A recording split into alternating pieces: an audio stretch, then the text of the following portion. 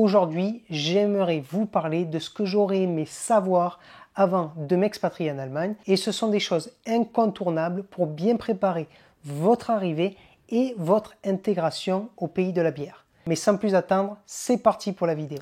Mais pour commencer, je vais juste être clair que ces choses suivantes sont vraiment basées sur ma propre expérience et peut-être que vous avez vécu des choses différentes. Du coup, n'hésitez pas à me donner vos avis dans les commentaires de la vidéo et me dire qu'est-ce que vous en pensez. Alors le premier point, j'aurais aimé savoir que la recherche d'un appartement en Allemagne, c'est très difficile. Alors encore une fois, ça dépend vraiment de où vous habitez dans le pays. Il sera peut-être plus facile de trouver un appartement en campagne. Cependant, trouver un appartement rapidement dans une ville comme Berlin, Hambourg ou Munich peut être vraiment un casse-tête. Et ne pensez surtout pas que vous allez pouvoir arriver et que 2 semaines après, vous allez dormir confortablement dans votre nouvel appartement. Non, ce n'est pas si facile que ça. Il y a différents types d'appartements en Allemagne que vous pouvez trouver, que ce soit des colocations, des appartements meublés, une chambre chez l'habitant. Bref, il y a beaucoup d'options, ça c'est sûr, mais une offre qui est vraiment très limitée. C'est pour ça que je vous recommande de vous y prendre en avance dans votre recherche de logement et de considérer potentiellement Airbnb pour vos premières semaines, voire vos premiers mois à votre arrivée dans le pays. Alors la deuxième chose, j'aurais aimé savoir qu'apprendre l'allemand, c'est vraiment plus difficile que je l'imaginais. Je pensais que dès que j'arriverai en Allemagne, j'apprendrai l'allemand rapidement et que c'est toujours plus facile quand on habite sur place. Mais j'ai vraiment compris qu'apprendre l'allemand, ce n'est pas quelque chose de facile, surtout que j'arrivais dans le pays avec zéro base de la langue. Apprendre l'allemand, c'est pas une chose facile, de moins de mon expérience. C'est une langue qui est plutôt complexe et cela demande beaucoup d'entraînement. En plus de ça, vu que discuter avec des Allemands, c'est même difficile en anglais, car les Allemands ne sont pas les gens les plus ouverts du monde, que vous essayez de parler allemand, ils vont switcher directement en anglais, car ils voient que vous galérez. Bref, sachez que si vous souhaitez apprendre l'allemand rapidement, je vous recommande de prendre des cours dès votre arrivée dans le pays. Alors j'aurais aimé savoir qu'il faut être silencieux et calme à certains moments de la journée. Alors non, je rigole pas, c'est un truc super bête, mais en France, si un jeudi soir, vous faites la fête, par exemple, jusqu'à 2 h du matin, mais que vous faites un peu trop de bruit, bon ok, votre voisin va vous demander de baisser la musique, va pas être tout le temps content, et peut-être qu'il va se plaindre un petit peu. Ici en Allemagne, eh bien, vous devez respecter la barrière des 22 h, c'est-à-dire ici que tous les restaurants avec des terrasses vont fermer la terrasse à 22 h. Les événements avec de la musique vont s'arrêter eux aussi à 22 h et ça c'est plutôt assez fou. Du coup, si vous faites la fête chez vous après 22 h, c'est mieux si vous restez calme car certains de vos voisins ne vous donneront pas d'avertissement et ils peuvent appeler la Polizei plus vite que vous l'imaginez.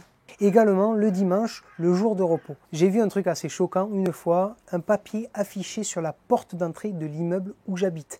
Un voisin qui se plaint d'un autre voisin d'avoir utilisé une perceuse pour faire un trou dans un mur le dimanche. Ils peuvent même se plaindre d'entendre vos enfants faire trop de bruit le dimanche. C'est un peu extrême des fois, mais bref, les Allemands prennent vraiment au sérieux les heures de silence et vous devez vous adapter. Alors le point suivant, j'aurais aimé savoir que avoir une voiture en Allemagne n'est pas nécessaire si vous habitez en ville.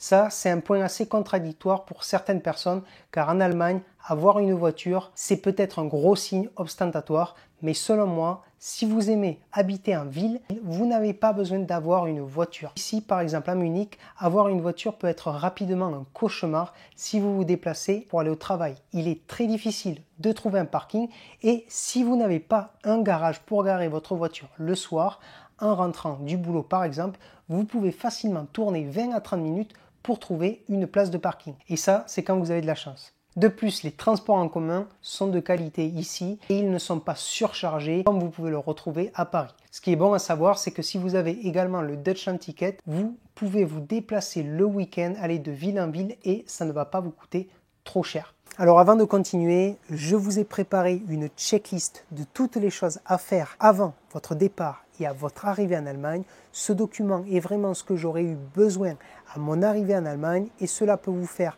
économiser de l'argent, mais surtout beaucoup de temps. Pour avoir ce document gratuitement, vous n'avez juste qu'à cliquer dans le lien dans la description de la vidéo et à télécharger ce document. Alors j'aurais aimé savoir qu'en Allemagne, le dimanche, ça veut dire repos.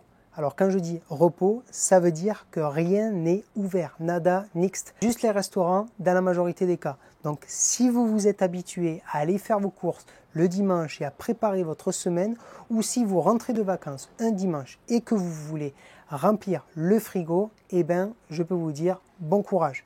Bien sûr, il y a certains cas où il y a des petits supermarchés qui sont ouverts le dimanche. À Munich, par exemple, il y en a 2 et ce sont dans les gares principales. Et si vous voulez aller là-bas le dimanche, premièrement, ça va vous coûter 2 voire 3 fois plus cher qu'un supermarché classique. Et en plus de ça, attendez-vous à faire la queue car bien évidemment, il y a beaucoup de monde qui subissent l'effet du dimanche repos. Ne vous attendez pas à avoir un grand nombre d'activités le dimanche, à part le gâteau et le café à 15 h qui est plutôt réputé en Allemagne. Alors le point suivant, j'aurais aimé savoir que vous créez un réseau d'amis allemands, c'est super difficile. Alors oui, encore une fois, c'est basé sur ma propre expérience, mais vous faire des amis en Allemagne, ben bon courage. Il est très difficile de creuser et vraiment de créer des liens avec des Allemands. Pas parce qu'ils sont méchants, c'est plutôt parce que c'est dans leur culture. Ils restent beaucoup entre eux et ne se dévoilent pas beaucoup. C'est pour cela que vraiment se faire des amis en Allemagne nécessitera beaucoup d'efforts. Cependant, dès que tu as réussi à créer des relations ici, il y a une expression que je trouve très vraie qui est « si tu te fais ami avec un Allemand, c'est un ami pour la vie ». Je trouve ça plutôt vrai et vous pouvez au final devenir très proche. Alors j'aurais aimé savoir qu'en Allemagne, il y a une culture du pourboire qui est très importante. Et oui, effectivement, en Allemagne, contrairement à la France, le pourboire, c'est super important. Les serveuses ou les serveurs ici s'attendent vraiment que tu laisses un pourboire. Ce qui est paradoxal car les serveurs ont un salaire plutôt décent en Allemagne, si on compare par exemple avec les États-Unis. Mais en règle générale, tu dois laisser 10% de pourboire en fonction de ce que tu as dépensé. Ce n'est pas obligatoire, mais au minimum, essayer d'arrondir et de laisser un petit quelque chose, car sinon, ils peuvent être vraiment désagréables sur ce point-là. J'ai appris ça par moi-même et je vous conseille de faire attention. Alors le point suivant, j'aurais aimé savoir comment fonctionnent les impôts en Allemagne.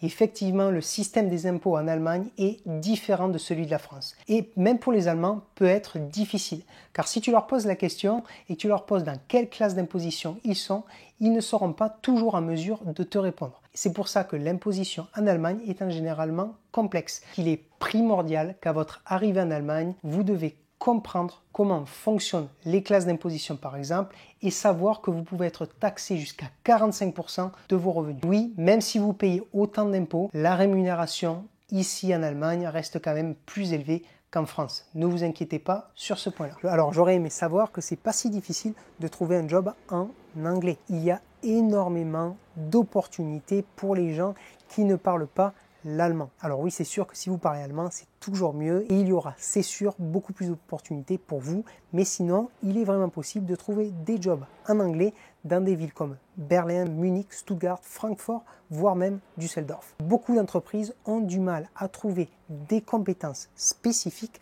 sur le marché allemand et ouvrent les portes de plus en plus aux internationaux. Donc, si vous hésitez de venir en Allemagne à cause de votre allemand, ne vous bloquez surtout pas. J'ai personnellement travaillé dans 3 différentes entreprises depuis mon arrivée et je n'ai jamais eu à parler allemand dans l'entreprise. Et voilà, c'est la fin de cette vidéo.